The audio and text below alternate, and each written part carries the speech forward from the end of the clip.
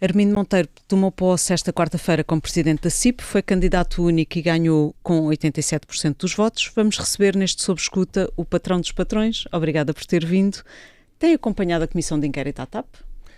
Tenho, naturalmente. Eu creio que isto tornou-se no passatempo nacional de todos os portugueses. Creio que é uma nova forma de jogos florais. E está surpreendido com as revelações feitas na Comissão de Inquérito, nomeadamente sobre as interferências políticas numa empresa pública? Eu creio que todos nós suspeitávamos disso. Creio que verdadeiramente não é uma admiração.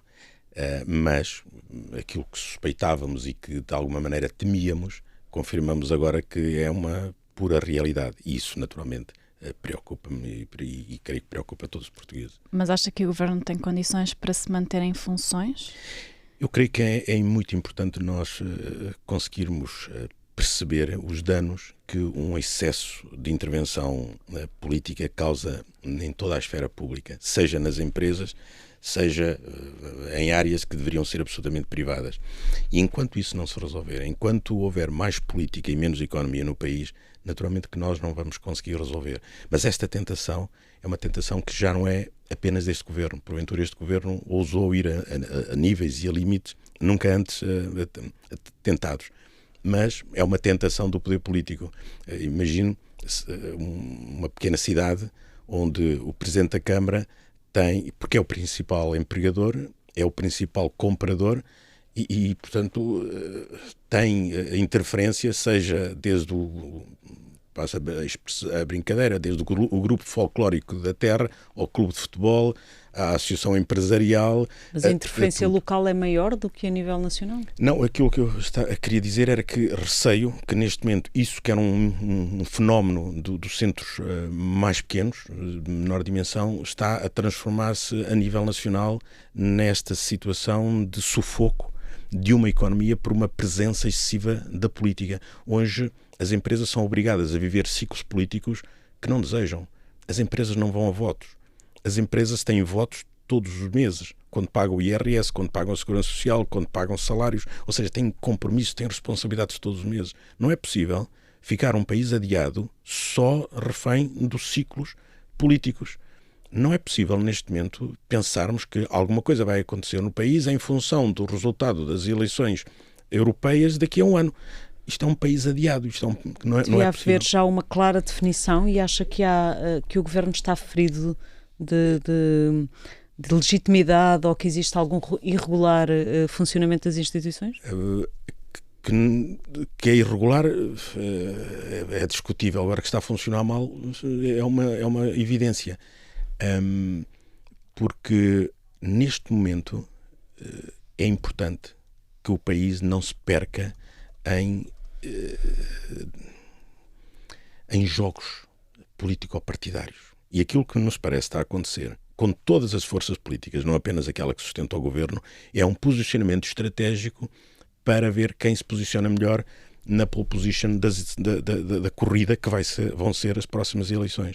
Aquilo que nos parece importante é efetivamente que os políticos, sejam eles os que estão ou fazem parte da maioria parlamentar ou das várias minorias, que realmente tenham um sentido de olhar para o Estado e como um sentido responsável, que deem um sinal às empresas para que a economia não continue de facto nesta deriva como neste momento está.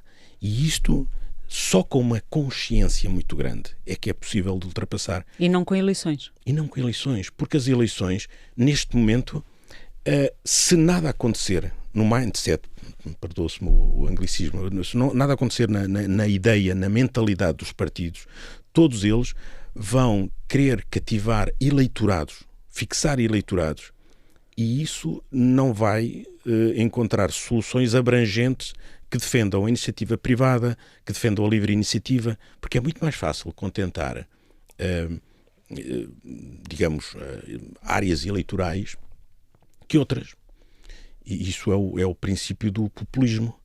E se os partidos se empenharem apenas em satisfazer essas clientelas mais fáceis de cativar, o país não encontra soluções, porque é muito mais fácil vender soluções fáceis, passa a redundância, que passar uma ideia de compromisso, de responsabilidade, de olhos postos no futuro. Isso é um discurso muito difícil, que normalmente não rende votos. Por isso, para além da questão das eleições, se não houver uma transformação desta forma de fazer política, que olha apenas para o curto prazo, eu receio que naturalmente vamos cair numa dificuldade com ou sem eleições. Portanto, acha que o Presidente faz bem em manter o Governo em funções e o atual contexto também não seria propício para uma crise política para as empresas? Nós, na Confederação, o que vamos fazer é apresentar uma proposta ao Governo no sentido de ajudar a que cumpra a sua missão. Como assim? Nós temos um conjunto de propostas que vamos começar por discutir com outros stakeholders, como sejam os sindicatos. Nós achamos que para conversar com os sindicatos não precisamos de ter a tutela do Estado. Podemos conversar de forma direta. Ou seja, não, sem a concertação social, diretamente com os sindicatos. Para além da concertação social, é importante que nós tenhamos, de facto, conversações bilaterais. E isso é algo que a sociedade portuguesa não tem assistido. A sociedade portuguesa não se habituou a que os parceiros sociais discutam entre si de forma bilateral, 2 a 2. E, portanto, quando sindicatos e confederações patronais não conversam sem que tenha a tutela do Estado, alguma coisa está muito errada. E por isso é seguramente uma novidade, mas vai acontecer. E primeiro vamos apresentar aos sindicatos essas ideias. De seguida, vamos apresentá-las ao Governo e de seguida à comunicação social.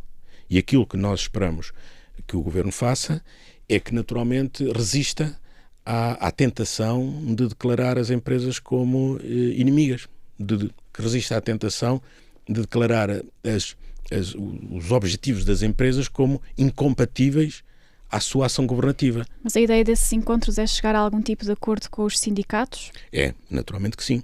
É chegar a um acordo, porque hoje a vida nas empresas é muito feita desta partilha. Nós temos de ter uma visão equilibrada da sociedade. Nós hoje estamos, hoje no século XXI, nós estamos longe da Revolução Industrial. É importante que nós hoje compreendamos o que é realmente o trabalho e esse trabalho que, sobretudo depois deste período da pandemia, ficou muito claro para todos que não basta ser remunerado com um salário no final do mês. Há todo um conjunto de partilhas que é necessário conseguir existir na empresa para que uns, de facto, tenham a perspectiva de outros. E muitas vezes nós vivemos nos mesmos espaços, nas mesmas fábricas, nos mesmos escritórios e não conseguimos ver a perspectiva do outro. E é importante que o façamos. Olha, mas isso não mata a concertação social? Não, porque a ideia é que depois de concertação, a 2, vamos então propor ao Estado. E aí já temos de novo a concertação social reunida. A ideia é preparar ideias para nos conhecermos melhor. Porventura, há preocupações que neste momento os sindicatos têm que precisam de explicar-nos. E há preocupações que as empresas têm que precisamos de explicar. Mas já tem medidas concretas pensadas para essas primeiras reuniões? É correto. Nós temos 4 pontos que naturalmente não estão fechados. Queremos ouvir precisamente, senão não seria uma negociação, seria uma imposição e não é isso que se pretende. Pretende-se, a partir daqueles 4 pontos, ver as perspectivas de uns e de outros e depois então vamos reunir em sede de concertação social para conseguirmos fazer um pouco mais que aquilo que tem sido feito, porque até agora aquilo que tem sido feito é apenas um mínimo denominador comum e muitas vezes acordos tão redondos que acabam por ser inócuos. E aquilo que hoje o tempo exige é que consigamos ser um bocadinho mais ambiciosos, um bocadinho mais ousados nesse esforço de concertação. E isto implica naturalmente no tempo e na ambição. Mas que pontos são esses? Tem naturalmente a ver com salários, tem naturalmente a ver com tempos de trabalho, tem naturalmente a ver com produtividade. Portanto, tudo aquilo que, no fundo, são as matérias que, ao longo de anos, têm sido discutidas na concertação social, mas quase sempre por uma agenda que é sugerida pelo parceiro Estado. E achamos que isto é uma minoridade, seja para sindicatos, seja para confederações. Achamos que nós que vivemos nas empresas, nós não vamos às empresas apenas quando estamos a candidatar-nos a eleições. Nós estamos nas empresas todos os dias e por isso conhecemos bem, nós, quando digo nós, estamos a dizer sindicatos e confederações, conhecemos bem o mundo do trabalho, conhecemos bem o mundo das empresas e achamos que aí o país ganha se houver uma melhor comunicação entre sindicatos e confederações. Mas nessas medidas há também medidas fiscais que vocês vão tentar chegar a um acordo com... Naturalmente. Nós achamos que... Por exemplo, que medidas? Fiscal, pode dar alguns exemplos? Eu nesta fase preferia, de facto, primeiro apresentar em sede própria, nessas reuniões, mas tocou num ponto que é realmente muito importante. A carga fiscal. E a carga fiscal, não estou a falar da carga fiscal sobre as empresas. Estou a falar na carga fiscal sobre o trabalho. Repare que nós, ao contrário de países por essa Europa fora, quem ganhar o salário mínimo nacional já está no segundo escalão do IRS. Por essa Europa fora, quem ganha salário mínimo não tem tributação. E essa é uma diferença abismal que depois, naturalmente, se traduz, como ainda agora, com uma alteração, uma subida na função pública de 1%, foi necessário logo corrigir as tabelas, porque elas estão feitas de tal forma a captar qualquer ganho de rendimento que o trabalhador aufira. Ora, isso parece-nos que é imoral, sobretudo para níveis de rendimento baixos e não faz sentido que a pressão seja de aumento de salários, mas com o Estado como parte principal, parte interessado nesse aumento, porque, repare que em Portugal, a partir de 2.100 euros, tem uma aplicação da taxa máxima de IRS, que é 45%. Não é a taxa máxima, é a máxima que pode ir até 48%, mas um salário que é tributado a 45% a partir de 2.000 euros de remuneração, eu creio que diz bem da carga fiscal excessiva que nós temos. Mas o que é que difere esse acordo que quer fazer com os sindicatos, enfim, essas propostas, com o acordo de rendimentos que foi assinado? O acordo de rendimentos visava um acordo de rendimentos e um aumento de produtividade. E aquilo que se verificou é que foi materializado na parte dos rendimentos e na parte da produtividade e nada disso aconteceu. E acresce que ainda recentemente... Mas ainda não é muito cedo para se perceber se o acordo de rendimentos resultou? Não, resultou no sentido que as empresas têm estado a fazer o seu esforço, têm estado a aumentar os salários conforme se comprometeram a fazer. Os 5,1%? Tem estado, algumas empresas têm estado com um aumento superior. Aquilo que achamos é que não basta, de facto, ter um acordo de rendimentos e depois fazer, sob o pretexto de uma agenda de trabalho digno, fazer um conjunto de alterações sem que, naturalmente, a concertação social, nem sindicatos, nem confederações tenha sido ouvido e em matérias tão importantes para a nossa produtividade. Mas na função pública o acordo que foi assinado foi revisto recentemente, porque as condições, os pressupostos alteraram. A CIP não vê necessidade de rever também o acordo de rendimentos? Naturalmente que sim. Naturalmente que vemos, porque a realidade está a mudar todos os dias. Isso é importante. Aquilo que achamos é que não devemos fazer apenas aquilo que o Estado pretende, que é aumentar a receita fiscal. Por via dos aumentos salariais, o Estado está neste momento com 17,5% a mais da receita que tinha programado receber. Isto significa que é o principal beneficiário, é quem tem neste momento rendimentos extraordinários em Portugal. Nem famílias, nem empresas têm rendimentos extraordinários. Um bocado como a inflação, também gostava que tivesse algum retorno ou que voltasse esse ganho adicional, que voltasse para a economia. Porque se os aumentos estão a ser feitos para uma necessidade nas famílias, que é real, nós precisamos de dizer isso, as famílias, particularmente as mais baixos rendimentos, estão a passar uma dificuldade que é uma dificuldade inegável. Mas então faz sentido o Estado retirar em excesso para depois, sob a forma de esmola, entregar 30 euros, 15 euros, escolher a dieta dos portugueses no IVA sobre os produtos alimentares? Isso não faz sentido nenhum. Mas em relação ao acordo de rendimentos, em concreto, o que é que tem que ser revisto? Tem que ser revisto a contrapartida que estava definida, que é as condições para o aumento da produtividade. Nada disso foi feito. Não houve nenhuma medida, até hoje, e já estamos em abril, que possamos dizer esta medida vai no sentido de aumentar a produtividade. Nada. E isto o acordo chamava-se Acordo de Rendimentos e Produtividade. Portanto, sobre a produtividade, zero. Sobre os rendimentos, não houve nenhum esforço do Estado no sentido de dizer estes valores são valores de crescimento excepcional, vamos diminuir a carga fiscal que incide sobre as famílias. Nada. Limitou-se a receber todos os valores que estão previstos em matéria de IRS. Portanto, parece-nos a nós que, sendo um acordo extraordinário, era necessário que naturalmente também houvesse medidas extraordinárias. E até agora não nos parece que tenha acontecido. Ou seja, essa revisão é também no sentido de introduzir novas medidas? Introduzir novas medidas, fazer que a parte fiscal não consuma todos os aumentos que são feitos. Porque neste momento, como referi, com taxas na ordem dos 40%, cada 100 euros que se aumente de remuneração, 40 ficam imediatamente no Estado. Em sede de IRS, porque depois, em termos de segurança social, é mais 11% e mais 23% da parte da entidade empregadora. Portanto, por cada aumento de 100 euros, nós temos uma carga terrível que vai para o Estado.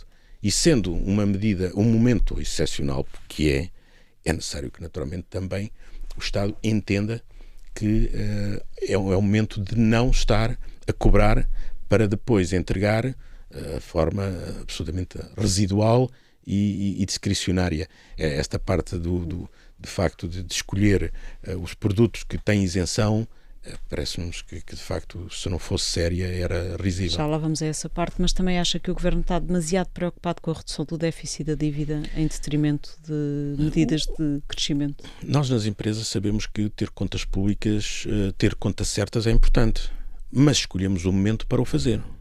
Não é em momentos em que é necessário investimento, em que é necessário equilíbrio em vários setores da nossa sociedade. Não será seguramente o melhor momento para haver uma obsessão com a redução do déficit. Volto a dizer, a redução do déficit é necessária, é fundamental. Aliás, devia ter sido feita há muito tempo. Nós não podemos sistematicamente gastar mais que aquilo que temos. Nós somos um país pobre e é necessário dizê-lo. Nós não somos um país rico. Se fôssemos um país rico, o universo de possibilidades era bastante maior. Mas, por isso, sendo um país pobre, aquilo que se exige é que sejamos absolutamente rigorosos nas nossas contas. Mas isso não significa que essas contas tenham que ser certas ou tenha que ser corrigido o déficit à conta da subtração às famílias de rendimentos que neste momento fazem muita falta às famílias. E a nossa preocupação neste momento não é com a fiscalidade que incide sobre as empresas. Podemos falar sobre isso, mas isto tem a ver com a atração de investimento. Aquilo que estamos a falar é política de rendimentos. E na política de rendimentos não basta subir os salários, é necessário reduzir os impostos. É uma carga fiscal enorme que incide sobre as famílias.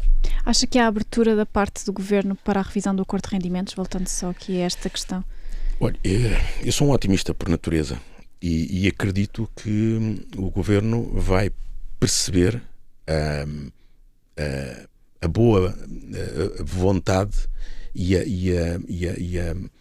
a boa fé destas medidas, de quem agora quer ajudar a construir uma solução. Mas não sei responder à sua pergunta. Eu não sei qual vai ser a reação. Aquilo que esperamos é que seja uma reação boa, a bem de Portugal, a bem da economia, a bem das famílias, a bem das empresas. Nós temos excesso de política no nosso país. Achamos que a política é uma atividade nobre e é importante e deve ser, de facto, muito valorizada por todos os cidadãos. Nós não somos favoráveis a um Estado anárquico, nós não somos favoráveis a movimentos inorgânicos, mas é importante que o Governo assuma a responsabilidade que tem na condução do futuro do país. Achamos que o país está numa situação grave, não apenas pela perspectiva do curto prazo, mas e sobretudo na perspectiva do médio e longo prazo. Nós estamos hoje a comprometer muito daquilo que será seguramente o nosso futuro. Podíamos hoje ter um presente diferente se tivéssemos tido um passado melhor, mas o facto de não estarmos a construir hoje soluções que eram urgentes construir, estamos a hipotecar e estamos a construir um Portugal de futuro ainda mais pobre. E o exemplo é a educação. O que é que está a acontecer neste momento? Nós tivemos um período de pandemia e durante esse período de pandemia todo o ensino público, enfim, uns mais, outros menos, tiveram interrupção das aulas, tiveram dificuldade na lecionação das matérias, mas no privado isso raramente aconteceu. Neste momento, com todas as transformações que tem havido, todas as manifestações que tem havido no público, quantas turmas, quantos alunos não estão a acompanhar as matérias, isso no privado não está a acontecer. E finalmente, quantos alunos no público, ainda hoje em abril, não têm horários completos, têm falta de professores, isso no privado não está a acontecer. O que é que eu quero dizer com isto? Que os mesmos vão ser avaliados nos mesmos exames nacionais e vão ser candidatos às universidades e a lugares de emprego com os mesmos exames. Portanto, as desigualdades estão-se a agravar. E por isso as desigualdades estão a agravar-se de uma forma muito grave e estamos a comprometer uma geração que vai chegar ao mercado de trabalho em condições diferentes uns de outros. E aqueles que defendem muito esta ideia que toda a virtude está no público e toda a maldade está no privado, deveriam olhar para setores como a educação, a saúde e perceber se efetivamente, apesar de todos os impostos que pagamos, estamos a ter o retorno que era suposto. Já disse que as empresas estavam a cumprir o acordo de rendimentos. Tem ideia de quantas empresas já fizeram aumentos salariais de 5,1%? Há ideia do número de empresas? Não tenho ideia, mas é público que muitas empresas, além do aumento que fizeram, atribuíram prémios extraordinários, que uma vez mais foram taxados, ao contrário daquilo que também defendemos, que foram taxados e atribuíram prémios pela circunstância excepcional que nós estamos a viver. Por isso, mais empresas seguramente o poderiam fazer se não estivesse o Estado sempre atento a receber também a sua parte. Ou seja, é um momento extraordinário e como momento extraordinário nós precisamos de medidas extraordinárias. E esta medida, que é de facto transferências voluntárias para os trabalhadores sob forma de prémio, não deveriam, na nossa perspectiva, ser taxadas com a mesma intensidade que um rendimento mensal. As empresas têm-se queixado de uma falta de clarificação do incentivo fiscal em sede de IRC para as empresas que aumentem salários. A Ministra do Trabalho até disse há uns tempos que iria enviar essas clarificações. Vocês receberam? Já sabem como é que as empresas podem aplicar? Não sabemos e a simulação que fizemos é que na maior parte dos casos não se aplica. Porquê? Porque é de tal maneira esdrúxula a fórmula que efetivamente não se aplica. Não é possível, porque tendo em conta a dimensão das empresas, tendo em conta o IRC que as empresas pagam num ano ou em outros, tendo em conta as majorações e os créditos fiscais e o tempo em que eles se deveriam aplicar, a soma disto tudo é um conjunto vazio, porque são tantas as condições que é necessário verificar que é impossível encontrar uma empresa que cumpra todas estas condições. Portanto, é uma medida que não é aplicável? É uma medida que não é aplicável. Eu creio que se insere naquele conjunto de soluções. Mas as clarificações que iriam ser feitas não iriam resolver isso? Não sabem? As clarificações podem resolver, mas as empresas mas não... Mas sabem em que sentido é que iam as clarificações? Não, as clarificações não explicar aplicar o método, sendo que, pela característica das empresas e da sua realidade, não são elegíveis. Mas as empresas não serem elegíveis a medidas que são estudadas em gabinete, seguramente com um cuidado grande sob o ponto de vista matemático, não se aplicam depois sob o ponto de vista económico, porque estas medidas têm que sair dos gabinetes, não podem ser feitas em laboratórios ascéticos, têm que ser feitas no contexto real das empresas, da vida das empresas. Por que razão é que os questionários que nós fazemos na CIP, 65% das empresas que respondem consideram que não vão recorrer ao PRR e justificam porque não se aplica no seu caso. Portanto, quem constrói estas medidas é importante que tenha em conta o tecido empresarial que temos. Seguramente todos nós gostávamos de ter tecido empresarial que fosse constituído por grandes empresas apenas, ou médias e grandes empresas. Não. 93% do nosso tecido empresarial é constituído por micro e pequenas empresas. E por isso, quando nós pensamos em medidas para aplicar ao tecido empresarial, nós estamos a pensar em abstrato. E não pode ser. As leis, as políticas não podem ser pensadas em abstrato, mas no concreto da realidade que nós temos. Se já fosse presidente da CIP na altura, não teria assinado o acordo de rendimentos? Eu, nos lugares que estou, sou sempre solidário com o órgão colegial e o órgão coletivo. É a minha maneira de ser. Em sede própria manifesto as minhas concordâncias ou discordâncias, e a partir do momento em que há uma linha que sai vencedora, eu subscrevo imediatamente e passo a defender a posição como minha. Portanto, isso é o que eu posso dizer. Mas discordou na altura? Houve algumas discussões em sede bastante acesas em sede da Confederação, isso posso revelar. Vamos falar sobre a agenda do trabalho digno. Já está promulgada e a maioria das alterações entrarão em vigor em maio. Portanto, não há nada que as confederações patronais já possam dizer ou fazer para alterar o rumo, embora tenham dito que algumas medidas eram inconstitucionais. Vai exigir alguma alteração ou alguma medida diferente do Governo em sede de orçamento? Falando no trabalho digno, a agenda do trabalho digno é uma agenda que não é digamos, uma originalidade do Governo. A agenda do trabalho digno surgiu como uma necessidade para uma agenda competitiva promovida pela OIT. E essa agenda do trabalho digno, na versão original da OIT, contemplava vários desafios. E esses desafios passavam pela criação de uma agenda para a promoção do emprego, para a promoção das empresas, para a promoção do diálogo social.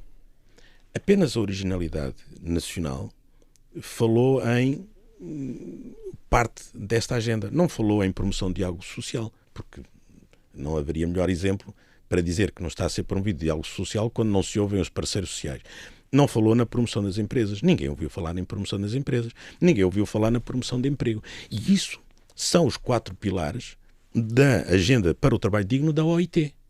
E que não foram expressos nesta agenda.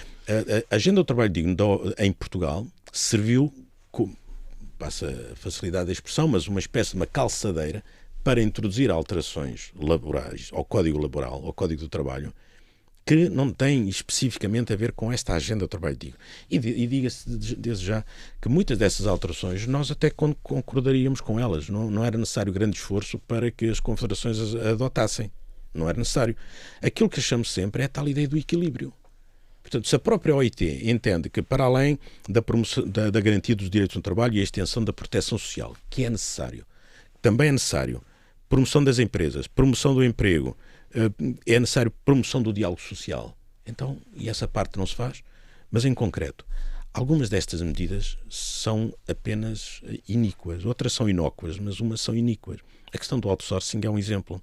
Imagine uma empresa que, por qualquer razão, muda de escritório, passa para um escritório mais pequeno e tem alguém que assegura a limpeza desse espaço e muda para um escritório mais pequeno e em vez de ter uma pessoa a tempo inteiro, recorre a uma dessas empresas que fazem 2, 3 horas para fazer a limpeza. Não pode fazer isso.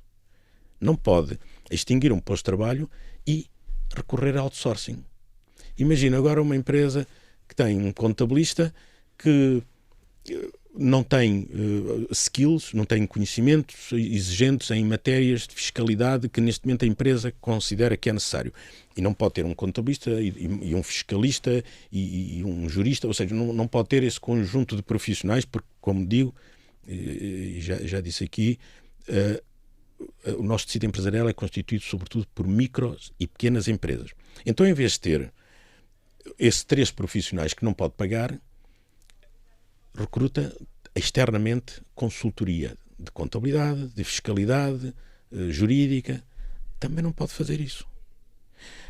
Quando se fala na disrupção tecnológica, quando se fala na transformação da economia, quando se fala na economia 4.0, naturalmente que se está a presumir que as empresas precisam fazer transformações e para isso precisam naturalmente de competências que não têm na empresa. Não têm, as competências estão desajustadas.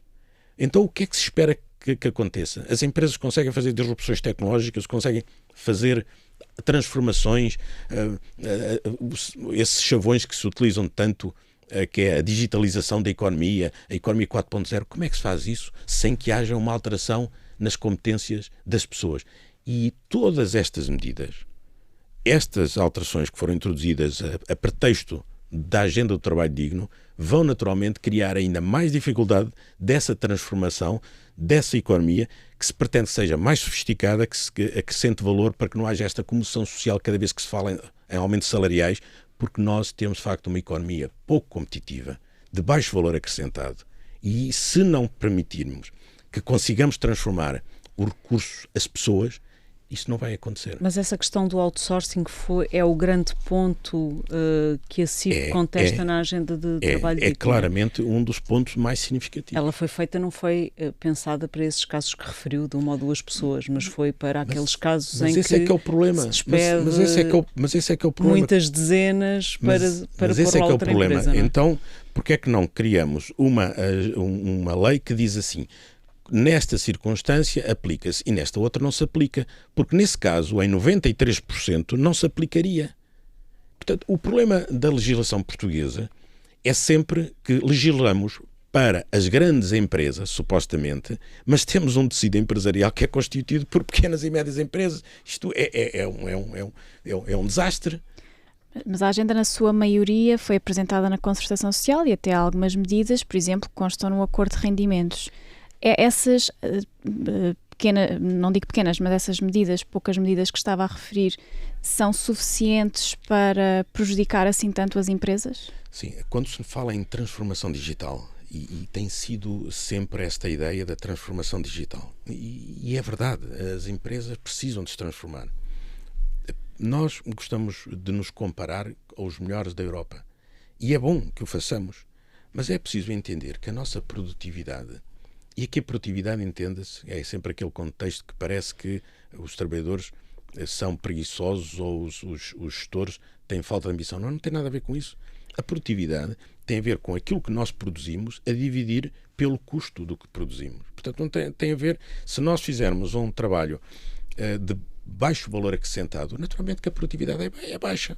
Mesmo que o façamos com muito empenho e com todo o coração e todo o entusiasmo. Se nós não subirmos na cadeia de valor, se não acrescentarmos valor àquilo que nós produzimos, a nossa produtividade vai continuar a ser baixa.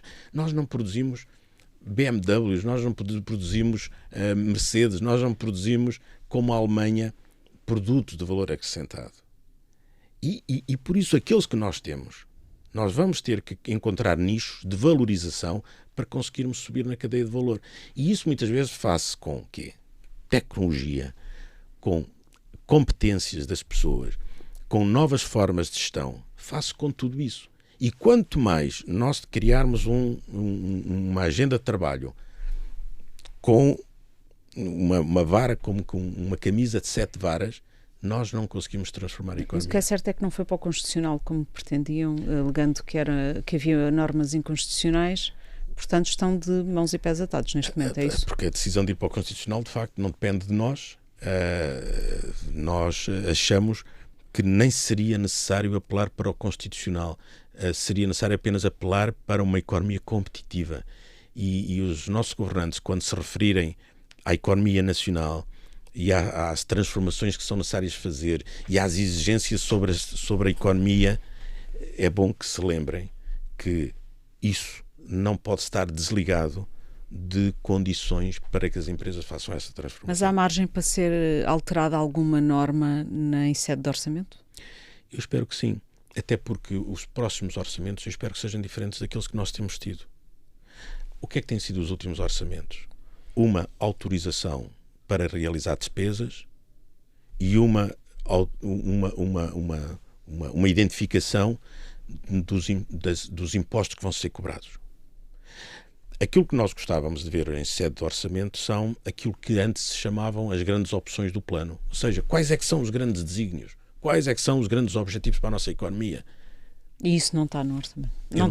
Não tem estado nos orçamentos. Eu por isso tenho estado atento e não tenho visto nunca. Vejo apenas uma relação de impostos para cobrar, uma relação de despesas para realizar. É quase como nós nas empresas utilizamos aqueles termos, são as leads, não é? São aquelas portanto, a equipa comercial, nós identificamos, onde é que vamos ver onde é que há oportunidades de negócio, vamos qualificar essas oportunidades para que se transformem em vendas. Aqui, aquilo que parece identificar-se é onde é que nós vamos cobrar impostos. Quais é que são? É às pessoas, é a todos, é em alguns segmentos de rendimento, é às famílias, é às empresas, é quem é detentor de património imobiliário, é quem tem algum património. Ou seja, o orçamento que temos assistido até agora não aponta nada em termos de futuro, não aponta nada em termos de desígnios nacionais, em termos de objetivos a atingir, marcos a atingir, apenas é aquilo que é a cobrança de receitas e realização de despesas correntes. Ficou desiludido com a postura dos partidos à direita na defesa das empresas? Naturalmente que sim, porque quando, de facto, nenhuma força política entende que deveria, para esta economia de transformação, deveria ser ouvida a voz das empresas, quando nenhum partido entende fazer isso, ficamos, naturalmente, na Confederação bastante desiludidos. E os insuspeitos Bloco de Esquerda e Partido Comunista foram as únicas forças políticas que ousaram votar contra estas medidas da Agenda do Trabalho Digno. Eu penso que isto também é muito sintomático. Aquilo que me parece que aconteceu com a Agenda do Trabalho Digno, à semelhança do que acontece com outras agendas, é claramente um taticismo político partidário e não uma visão para a economia e para aquilo que é importante para o país. Tem muito a ver com um taticismo político-partidário para fixar eleitorados, para fixar clientelas eleitorais e não com uma visão do Estado. Portanto, o PSD não vai ser, ou não vê o PSD agora neste momento como um aliado da CIP e pode vir a sê-lo ou não? Não foi claramente nesta medida. Há normalmente sempre uma componente coincidente naquilo que têm sido as medidas dos partidos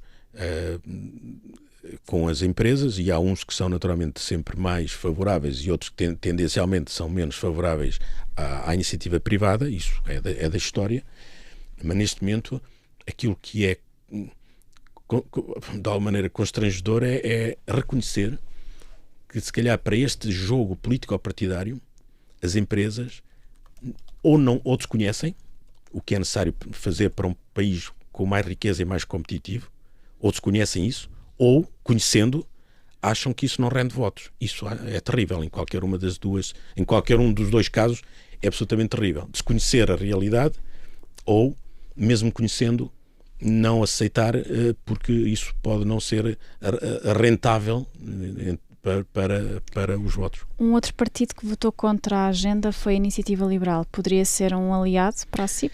A Iniciativa Liberal tem naturalmente posto vários pontos que vão no sentido de defender as empresas. Mas também aí é importante que haja um equilíbrio. Na Confederação, nós não somos favoráveis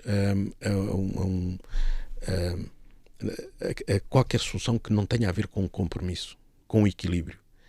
Podem contar com a Confederação para ter uma visão equilibrada das coisas. Nós não vivemos sozinhos. Nós não estamos nas empresas em Torres de Marfim. Nós estamos no mundo, vemos o que acontece à nossa volta, vemos o que aconteceu durante a pandemia, que parece que já muitos se esqueceram, vemos como todos precisamos de todos. Isto não é um discurso filosófico, isto é um pragmatismo de sustentabilidade. Portanto, não vejam nisto uma vontade, um clichê para ficar bonito, para sermos moderninhos, nada disso.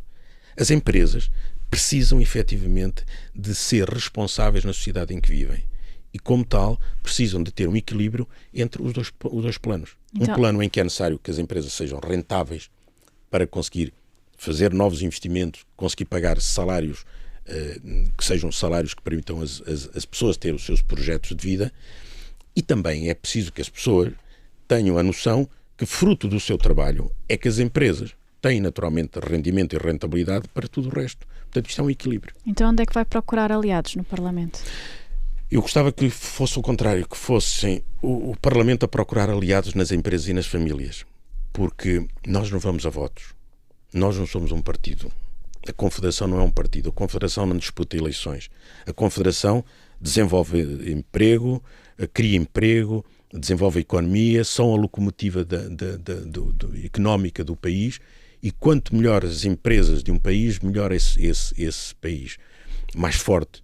Claramente a força de Portugal entendemos que está nas empresas.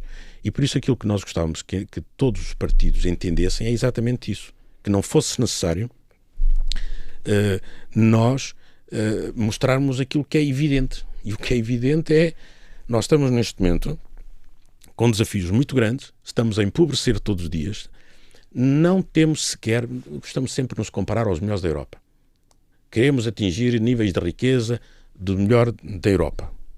Depois abrandamos nesse objetivo e já só queríamos estar no meio do pelotão. Neste momento, a consciência que nós temos que ter é que se não fizermos nada, seremos o carro vassoura da Europa. Nós temos apenas 4 países atrás de nós, na Europa, que são mais pobres do que nós. E o governo é um aliado ou é um opositor neste momento às empresas e à CIP? Eu creio que neste momento o governo prima pela ausência. Okay. Eu vou fazer aqui uma citação e gostava que me dissesse se sabe quem é que disse isto. Infelizmente vivemos num país que por motivos ideológicos hostiliza as empresas, hostiliza os empresários, muitas vezes trata o lucro como um pecado e sobretudo há também um ataque sistemático contra as grandes empresas e contra aquilo que muitos chamam o grande capital. Sabe quem disse isto? Foi o Ministro da Economia, António Costa Silva.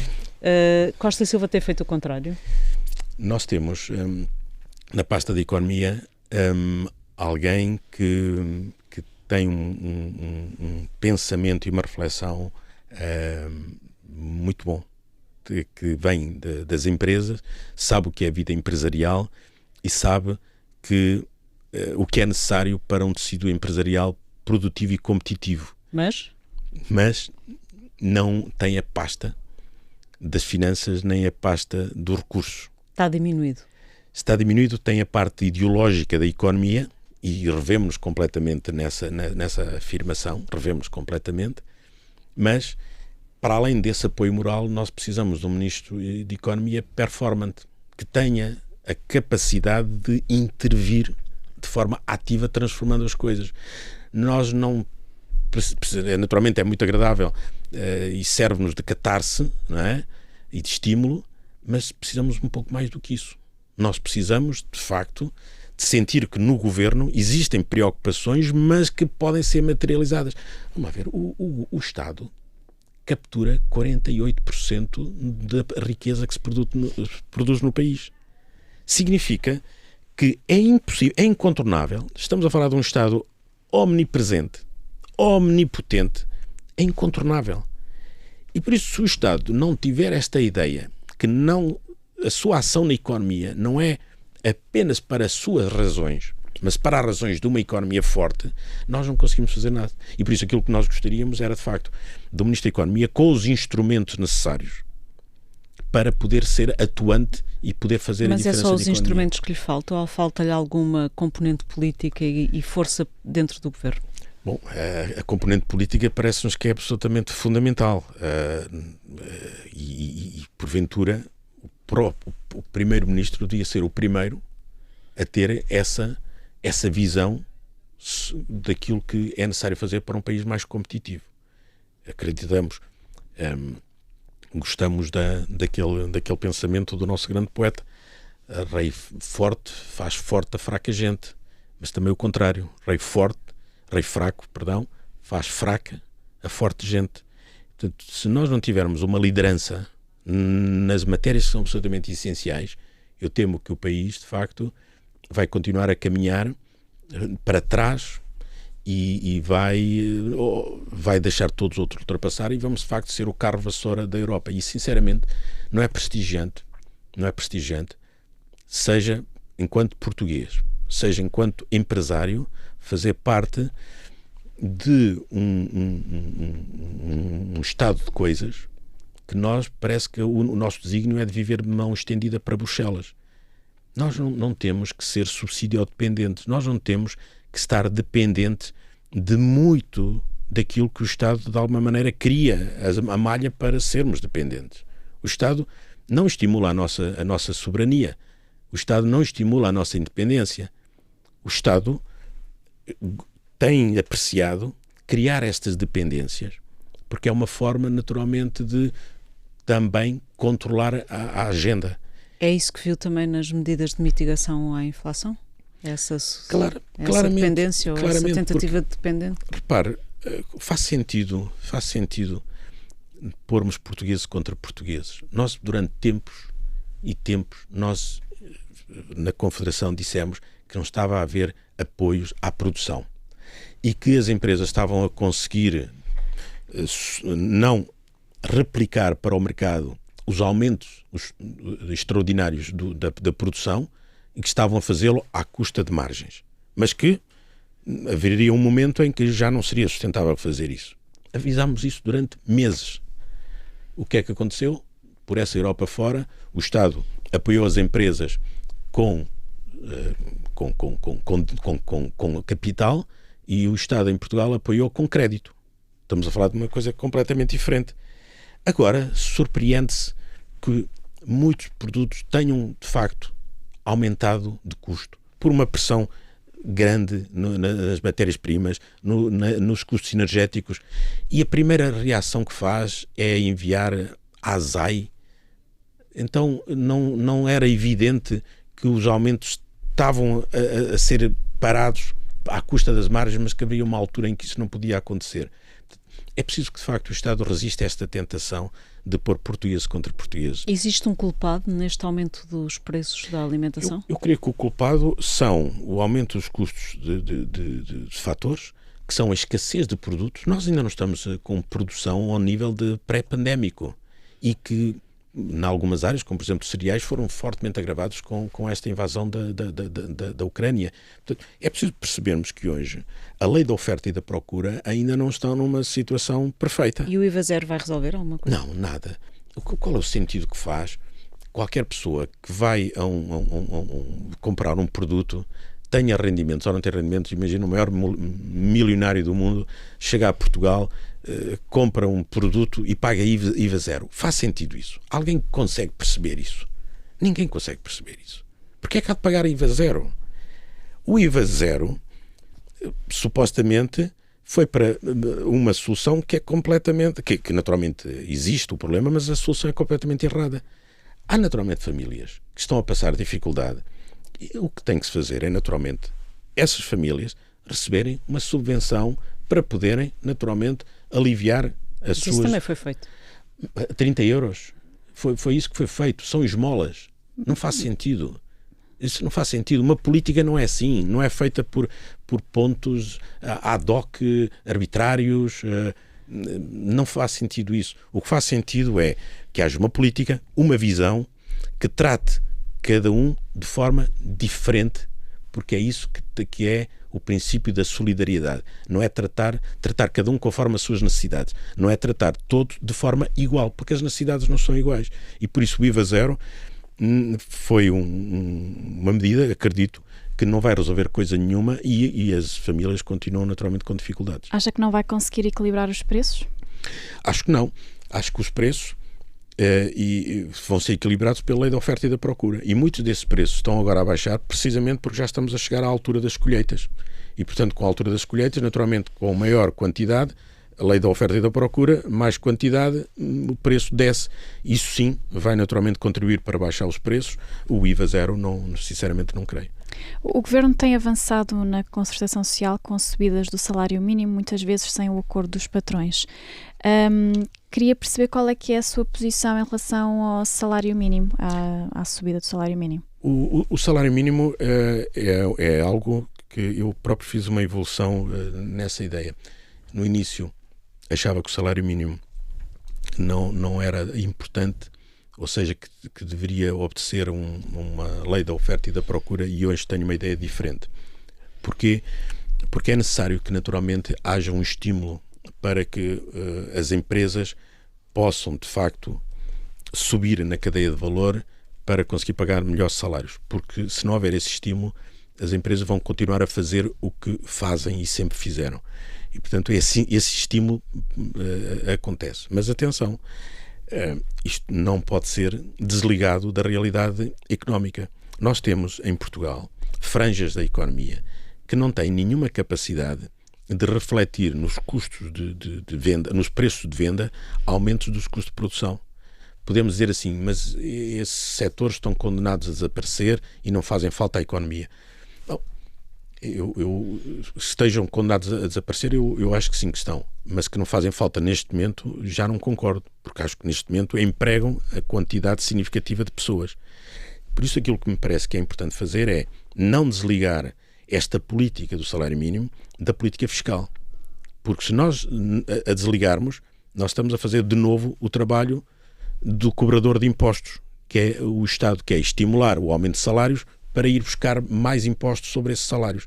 Aquilo que me parece que é importante fazer é, muito bem, vamos conseguir remunerar melhor as pessoas, vamos criar um sistema que seja menos penalizador sob o ponto de vista imposto, porque o que importa às pessoas é o dinheiro que levam para casa, não é o dinheiro que recebem. Ninguém se governa pelo salário bruto, é pelo salário líquido, é por aquilo que efetivamente recebem. E nesse sentido, parece-nos que é importante estimular toda uma economia a subir na cadeia de valor para que realmente os salários possam ser melhor pagos. Mas dito isto, repare que até há algum tempo o salário mínimo estava indexado ao rendimento, a todos os indicadores, não é indicadores, os índices de prestações sociais. Ou seja, as prestações sociais eram o salário mínimo. Não havia uma separação. E o que é que aconteceu? A partir de determinada altura, separou-se. O salário mínimo é uma coisa e a prestação social é outra. Significa o quê? Que o esforço que o Estado está a obrigar às empresas não está a fazer ele próprio. Porque as pensões, reformas, pensões sociais, pensões de sobrevivência, reformas, justifica-se que estejam a subir tão pouco como têm subido desde que se desligaram do salário mínimo. Então, numa altura tão frágil da vida como é quando está reformado, muitas vezes até com a saúde já mais debilitada, faz sentido que as pensões, que são muitas vezes o único recurso que as pessoas têm para sobreviver, porque não têm outro tipo de rendimentos, e desse ninguém fala, é que não há sindicatos dos reformados e dos pensionistas. Mas era importante que neste esforço de solidariedade que todos nós temos, que também o Estado fizesse a sua parte, que exija aumento de salários, com certeza, mas que também se imponha aumentos de pensões, precisamente para a ideia de ninguém ficar para trás. O aumento do salário mínimo deveria então estar indexado a alguns critérios objetivos, indicadores objetivos? Absolutamente, porque se nós não conseguirmos fazer isso, nós podemos estar a decretar aumentos salariais e estabelecer aumentos salariais que depois não têm nenhuma relação com aquilo que é a produtividade. Todos nós gostaríamos que o salário mínimo fosse muito elevado. Porque é que não há de ser 5 mil euros, 10 mil euros? Porque naturalmente todos nós compreendemos que não vivemos em abstrato, vivemos no concreto. E portanto, se nós tivéssemos salário mínimo exageradamente elevados, nós iríamos ter margens de desemprego muito elevadas, tínhamos franjas de desemprego muito elevadas.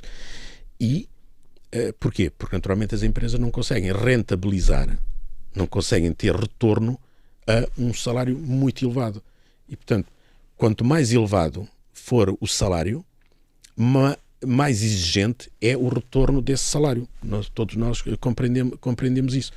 Se nós quisermos aumentar um salário e não quisermos olhar para o outro lado, nós naturalmente, a curto, a médio prazo, vamos naturalmente ter uma dificuldade, e a dificuldade é um colapso económico da nossa economia, que naturalmente ninguém deseja. Gostávamos de ir aqui a muito rapidamente, a um outro tema da atualidade que tem a ver com o aeroporto de Lisboa. Já houve vários avisos para a possibilidade do aeroporto de Lisboa não aguentar este verão. Temo que isso possa acontecer e tem preferência da localização para o novo aeroporto? Este é um exemplo que, se não fosse tão sério, também era risível e é revelador da nossa incapacidade de tomar decisões e, sobretudo, decisões estratégicas. Esta decisão é uma decisão que deveria estar tomada, como todos sabemos, há muitos anos. E continuamos um bocadinho nestes jogos florais a estudar alternativas até encontrar a melhor opção. Mas tem preferência por alguma localização? Eu, neste momento, a minha preferência é decida-se. E decida-se rápido.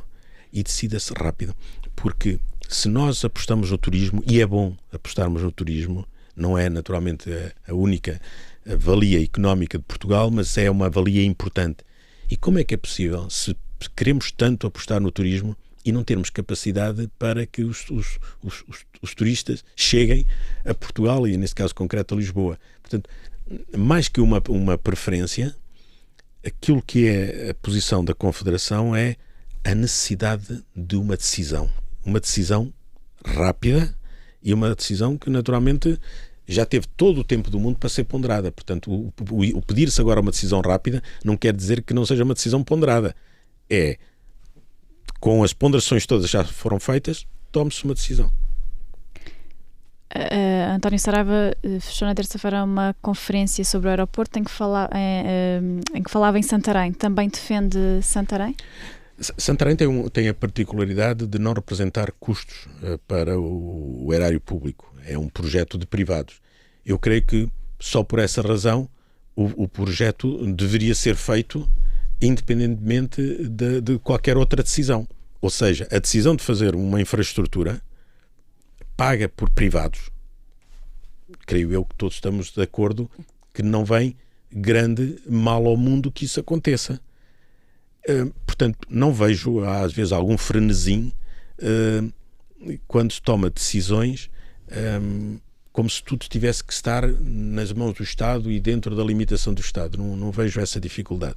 Eu creio que é meritório esse projeto. Está a ser liderado por alguém que deu provas da sua capacidade profissional. Não é alguém que eu tenha ideia de ser um sonhador ou um fantasioso das coisas, e não está sozinho.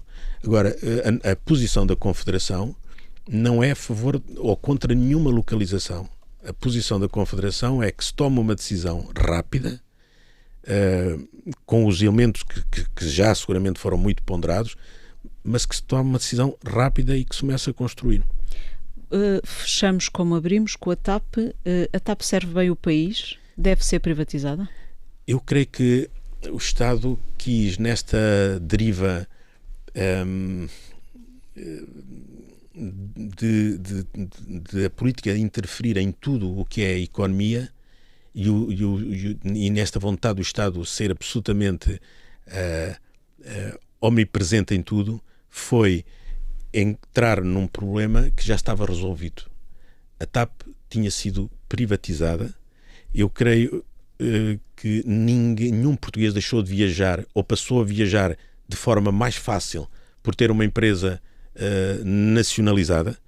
Não creio que haja neste momento nenhum português que diga que viajou melhor ou viajou mais barato por ter sido nacionalizada, mas sei muitos portugueses que estão neste momento a passar mal porque todos os custos que foram neste momento já investidos na TAP podiam estar a ser de facto muito mais eficientes na vida de cada um.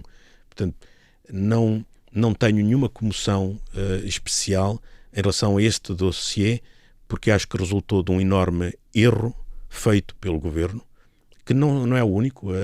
A EFASEC é também um exemplo de uma esfera que estava, de um problema que estava na esfera privada e que, na sua vontade de se meter em tudo, o Estado não resistiu. E fez mal nacionalizar a EFASEC. E fez mal e vai sair muito caro.